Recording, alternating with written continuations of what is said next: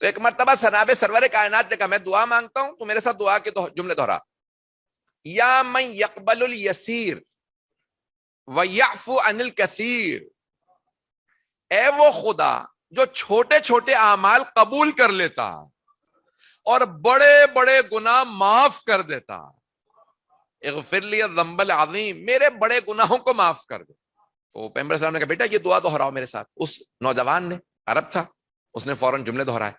کہا اب کیا دیکھ رہے ہو؟ کہا یا رسول اللہ وہ نورانی مخلوق میرے قریب آ گئی۔ کہا وہ ظلمانی مخلوق؟ کہا ابھی بھی ہے، دور ہے۔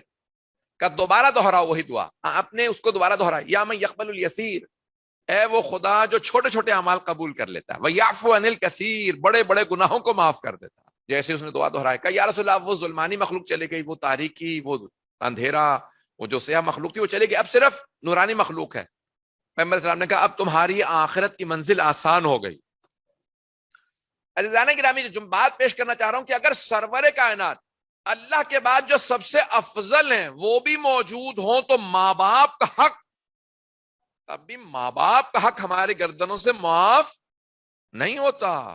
بہت معذرت لیکن میں جملے پیش کرنے پہ مجبور ہوں۔ ماں باپ کا حق یعنی رسول خدا سے افضل تو کوئی نہیں۔ عزیزان گرامی، رسول خدا بھی انسان کے آخری وقت میں موجود ہوں تو ماں باپ کا حق ہمیں معاف نہیں ہوتا۔ ان کا حق جب تک ادا نہ کریں اللہ ہمیں معاف نہیں کرتا۔ کہا مولا میرے اپنی والدہ کے ساتھ تعلقات اچھے نہیں ہیں، وہ مسلمان نہیں ہے، میں مسلمان ہوں، میں آپ کا ماننے والا ہوں یعنی میں اسلام کو مانتا ہوں، وہ اسلام کو نہیں مانتے۔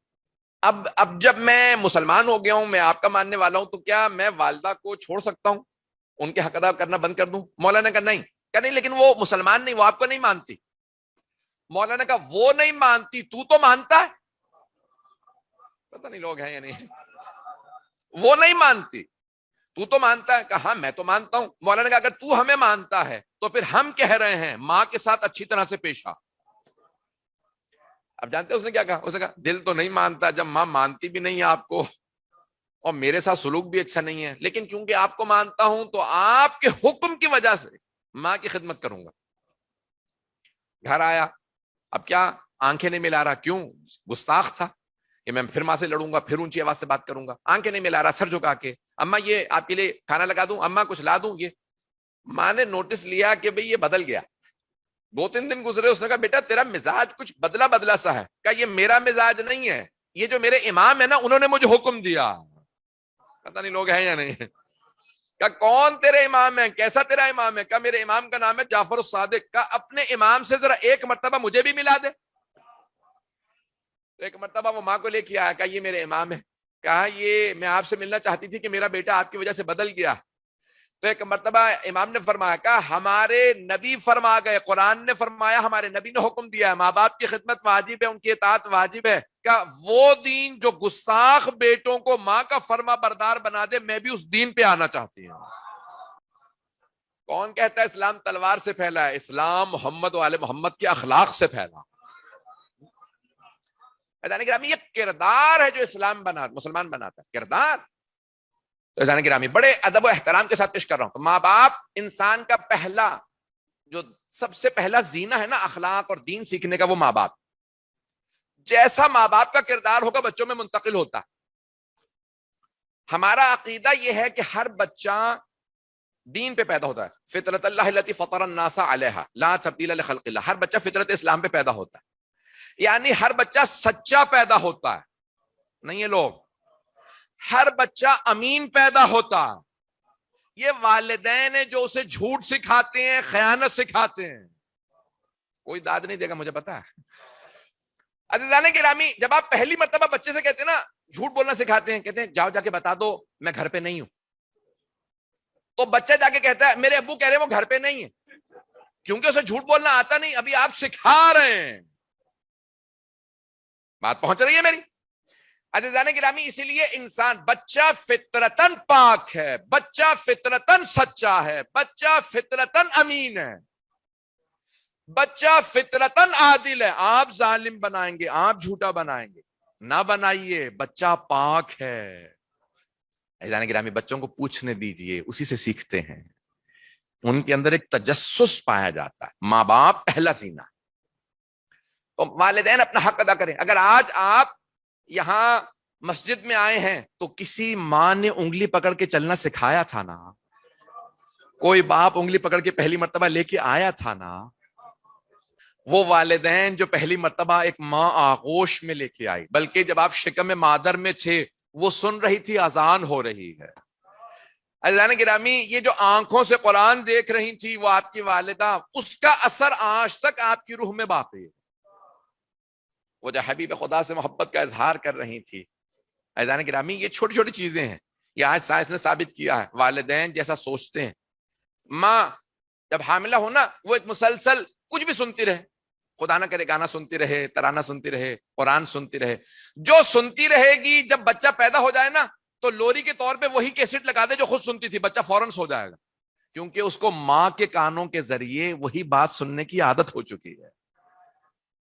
اسی لیے مستحب ہے کہ ماں ختم قرآن کرے جب حمل سے ہو, اور قرآن پڑھ پڑھ کے ناشپاتی بھی یہ سیب پہ پھونکے اور اس کو کھائے, کا بچہ خوبصورت ہوگا, جیسی بھی ماں ہو بچہ خوبصورت ہوگا. سورہ مریم کو پڑھے, مختلف سوروں کو پڑھے, کیوں؟ اثر ہوگا اس قرآن کریم کا. رسول خدا نے فرمایا یہ قرآن جس طرح سے رگوں میں خون دوڑتا ہے ویسے ہی آپ کی رگوں میں دوڑنے لگتا ہے. امام حسن مجتبی علیہ السلام فرماتے ہیں جو مسلسل مسجد آئے گا اسے کوئی نہ کوئی ایک اچھی چیز ضرور مل جائے گی, یا اللہ کی کوئی نشانی ملے گی, یا لائف ٹائم کا کوئی دوست ملے گا, یا کردار میں کوئی اس کے ایسی خوبی آ جائے گی کہ ہر آدمی اس کو اپنا دوست سمجھے, یا اس کو کوئی ایسی معنویت مل جائے گی کہ آخرت سنور جائے, یا دعا قبول ہوگی. کوئی نہ کوئی خوبی تو ملے گی. اللہ کا گھر ہے نہیں حضرات. بھئی آپ اپنے کسی اچھے دوست کے گھر بھی مسلسل آنے جانے لگے نا تو جب بھی جائیں گے دوست کو محبت ہوگی, کبھی کھانا پیش کرے گا, کبھی چائے, نہ جانے کیا کچھ. دوست کے گھر آؤ جاؤ تو اتنا مل جائے, اور اگر کوئی اللہ کے گھر آئے جو ارحم الراحمین ہے, جو اکرم الاکرمین ہے. اب ایک سادہ آدمی تھا, حج پہ چلا گیا. کہاں سے؟ ایک بستی سے. اچھا ہمارے ماشاءاللہ معاشرے میں شاطر لوگ بھی بہت ہوتے ہیں. ایک آدمی کو اندازہ ہو گیا کہ یہ بیچارہ سادہ, حج ختم ہوا, خانہ کعبہ کے سامنے بیٹھا ہوا وہ بیچارہ سادہ آدمی دعائیں مانگ رہا تھا. وہ جو شاطر تھا نا اس نے آ کے کہا تمہیں وہ رکا مل گیا جو اللہ نے سب کو دیا؟ اس نے کہا کون سا رکا؟ کہنے لگے تمہیں نہیں پتا ہر حاجی کو اللہ نے کاغذ دیا, اس پہ لکھا ہے اس کی مغفرت ہو گئی, وہی قبر میں رکھنا ہے, وہی جنت میں لے جائے گا آدمی کو. وہ رونے لگا. اس نے کہا مجھے تو اللہ نے کوئی پرچہ نہیں دیا. اب تھا بھی بیچارہ سادہ سا. اس نے کہا تو سب کو مل گیا؟ کہنے لگے ہاں. ایک دم سے رونے لگا اونچی اونچی. کہ پروردگارا میں نے کون سا گناہ کیا تھا تو نے سب کو رکا دے دیا, مجھے ہی نہیں دیا. اٹھا اور خانہ کعبہ کی اگر آپ دیکھیں نا غلاف ہے, اس کے 4 کونے ہیں, تو رکن یمانی پہ آیا, غلاف کعبہ کو پکڑ کے بیٹھ گیا اور دھاڑے مار مار کے رونے لگا. کہ پروردگارا میں تب تک نہیں اٹھوں گا جب تک تو مجھے بھی وہ رکا نہیں دے دیتا کہ میں بھی بخشا گیا ہوں. اتنا چیخے مار مار کے رو رہا تھا, آنسو بہ رہے تھے کہ آنکھیں اس کی زخمی ہو گئی. جتنے لوگ طواف کر رہے تھے انہوں نے طواف روک دیے. پوچھا بھائی کیا بات ہے, کیوں رو رہا؟ اچھا وہ جو بیچارہ تو نہیں تھا, وہ جو شاطر آدمی تھا جس نے اس کو دھوکہ دیا تھا, اس نے آ کے لوگوں کو بتایا کہ میں تو مذاق کر رہا تھا, مجھے نہیں پتا تھا یہ اتنا سادہ ہے. پھر کہ میں نے اس کو کہا اللہ نے سب کو رکا دیا ہے, اس پہ لکھا ہے کہ یہ بخشے گئے. کہ پھر بتاؤ کہ تم نے مذاق کیا تھا.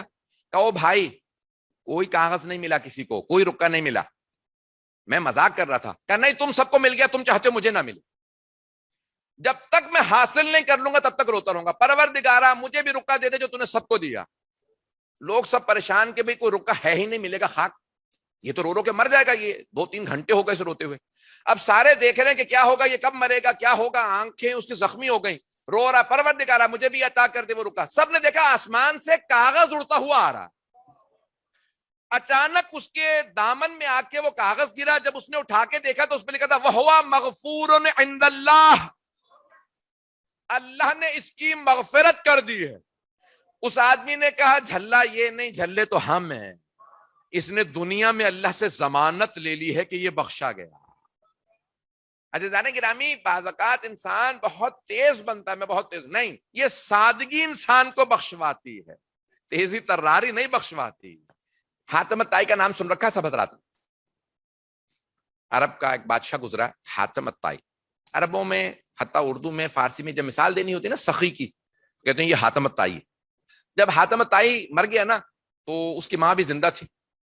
اس کے بھائی نے کہا اب میں حاتم کی جگہ پہ اس کے تخت پہ بیٹھا کروں گا اور میں سخاوت دکھاؤں گا, لوگوں کے اندر کھانا بانٹا کروں گا, پیسے بانٹا کروں گا. حاتم الطائی نے ایک محل بنوایا تھا, اس کے 40 دروازے رکھے تھے, لباس بدل کے چہرہ یعنی چھپا کے پہلے دروازے سے کہتا تھا اگلے دروازے سے مانگو وہ بھی دے گا, پھر وہاں سے آ کے دوبارہ عطا کرتا, پھر تیسرے دروازے سے عطا کرتا. ایک خاتون تھی, اس کا کنبہ بڑا تھا, بوڑھی خاتون, ہر روز آتی گوشت مانگتی اور اپنے سارے خاندان کو بھی پالتی, محلے کو بھی جا کے گوشت بانٹتی, حاتم کے محل پہ آتی. تو حاتم الطائی کے بھائی نے ماں سے کہا کہ میں حاتم الطائی کے تخت پہ بیٹھوں گا, آج کے بعد سے میں سخاوت دکھاؤں گا. تو ماں نے فوراً کہا نہیں تو حاتم نہیں بن سکتا. کیا کیوں؟ کہا بیٹا بچپنے ہی سے حاتم حاتم تھا, جب وہ کچھ کھا یا پی رہا ہوتا تھا نا کسی دوسرے بچے کو دیتا تھا تو جا کے اس کو دے دیتا تھا, چھوٹا سا تھا, اور تو اگر کسی کو کھاتا پیتا دیکھتا تھا تو چھین لیتا تھا. بیٹا ماں سے زیادہ اولاد کو کوئی نہیں جانتا, تو حاتم نہیں بن سکتا. کہا اب تو ضد ہے میں بن کے دکھاؤں گا. وہی خاتون صبح صبح آئی, اس نے دروازے پہ دستک دی, مانگا, حاتم کا بھائی گیا, اس نے دروازے پہ دے دیا کچھ. وہ اگلے دروازے پہ گئی, دوڑتا ہوا گیا, کہو بڑھیا ابھی پچھلے دروازے سے مانگ کے آئی ہے, پھر یہاں پہ آ کے مانگ رہی. اس خاتون نے فوراً پلٹ کے کہا حاتم مر گیا؟ اس نے کہا تمہیں کیسے معلوم؟ کہا میں اتنے برسوں سے آ رہی ہوں, 40 دروازوں سے مانگتی ہوں, اس نے کبھی نہیں کہا پچھلے دروازے سے مانگ کے آئی تھی, اس کا مطلب ہے حاتم مر گیا. عزیزان گرامی, انسان کے ماں باپ جانتے ہیں انسان کیسا ہے. آپ چہرے پہ جو بھی اپنا عکس بنا لیجئے, ماں باپ سمجھ رہے ہوتے ہیں یہ کس نیت سے مجھے دے رہا. میں ایک ڈائریز پڑھ رہا تھا کسی ایک چائنیز اس کی رائٹر کی, اس نے کہا کہ بڑھاپے میں نابینا ہو گیا, تو اس نے اپنے بیٹے سے پوچھا بیٹا یہ آواز کیا آ رہی ہے؟ اس نے کہا چڑیا بول رہی ہے. دوبارہ اس نے پوچھا بیٹا یہ آواز کیا آ رہی ہے؟ اس نے کہا چڑیا بول رہی ہے. تیسری دفعہ پوچھا, اس نے کہا بیٹا یہ آواز کیا آ رہی ہے؟ اب تیسری دفعہ بتا رہا ہوں وہی چڑیا ہے, نہ گئی ہے, آپ بار بار ایک ہی سوال کر رہے ہیں. اس نے کہا بیٹا نابینا ہو گیا, اگر حوصلہ کر, میرے ساتھ آ, میرا بیڈ روم تک لے جا. آیا, کہا میری ڈراز کھول, اس میں ڈائریز رکھی میری پرانی, جب تو 2 یا 3 برس کا تھا نا اس سال کی ذرا ڈائری نکال, اس میں ذرا کھول. بیٹے نے پڑھنا شروع کی تو لکھا تھا, باپ نے کہا تھا آج میرے بیٹے نے 22 مرتبہ مجھ سے ایک ہی سوال پوچھا, میں نے 22 دفعہ مسکرا کے ایک ہی جواب دیا, نہیں پہنچا سکا. ایک ہی جواب 22 مرتبہ مسکرا کے. یہ ماں باپ کا حوصلہ, وہ ہمارا حوصلہ. پتہ نہیں بات پہنچ رہی ہے نہیں پہنچ رہی. عزیزان گرامی, ہم جوان ہوتے ہیں, جوانوں کا حوصلہ زیادہ ہوتا ہے, بوڑھوں کا حوصلہ ختم ہو چکا ہوتا ہے. اسی لیے پیغمبر فرماتے ہیں وہ بوڑھے بھی ہو جائیں, ایک یا دونوں اگر بوڑھے ہو جائیں تب بھی ولا تنہرہم, ان کو جھڑکنا مت, ان کے ساتھ اونچی آواز سے بات نہ کرنا. میری باتیں بری لگ رہی ہوں گی لیکن میں والدین کے حقوق کو پیش کر رہا ہوں. حضرات زیادہ وقت نہیں لوں گا, میرا وعدہ ہے انشاءاللہ میں نے اپنے وقت کے اندر بات کو مکمل کرنا. تو یہ والدین کے ساتھ حسن سلوک سے پیش آنا. انبیاء علیہ السلام پہ بھی والدین کا احترام واجب. جو سردار ہیں, جو خود پیشوائی کے لیے آئے ہیں, اللہ کے نمائندے ہیں, تمام انبیاء سے متعلق ملتا ہے کہ اپنے ماں باپ سے بڑے حسن سلوک سے پیش آئے.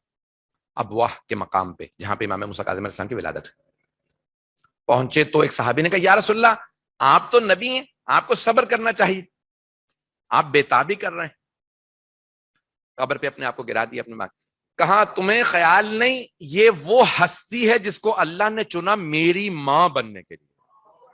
اللہ اکبر.